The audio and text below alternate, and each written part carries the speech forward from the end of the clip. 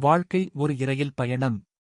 மற்றவர்களால் ஏற்படும் கசப்பான அனுபவங்கள் வாழ்க்கை தத்துவத்தை புரிய வைக்கும். நாம் அடைய நினைப்பது நம் முன்னால் இருக்க வேண்டும், பின்னால் அல்லது ஆர்வம் குறைய குறைய வெற்றி வெகு தூரத்திற்கு போய்விடும். உண்மையான கோயில்கள் இதயத்தில்தான் உள்ளது. வாழ்க்கை என்ற இரயில் பயணத்தில் பெற்றவர் முதல் மற்றவர் அனைவருமே ஒரு கட்டத்தில் நம்மிடம் இருந்து விலகி போவோர்தான். கிடைக்கும் ஒவ்வொரு வெற்றிக்கும் பின்னால் வலிவேதனை, அவமானம், துரோகம்தான். நம்மை நாம் கடவுளின் பிள்ளைகளாக நினைத்து காரியங்களில் இறங்கினால் அனைத்தும் வெற்றி அடையும். கனத்த இதயத்தோடு பணிந்த மனமுள்ளவர்களாக இருக்கும்போது நம்மை படைத்த கடவுளே நம்மிடம் வாசம் செய்கிறேன் என வருவாறு. கடவுள் இல்லை என்றால் அவரை உண்டாக்கிக் கொள்வது அவசியம். போருக்குப் பின் வரும் சமாதானத்தை விட போரே இல்லாமல் இருப்பது நல்லது. அணுகுண்டை விட சக்தி வாய்ந்த ஆயுதம் சமாதானம். எனவே இக்கட்டான சூழ்நிலையிலும் நாமும் நமது எதிரிகளை நேசிக்க உலகில் அமைதியும் சமாதானமும் நிலவ பாடுபட்டு வாழ்க்கை ஓட்டத்தில் சந்திக்கும் அனைவரையும் சமாளித்து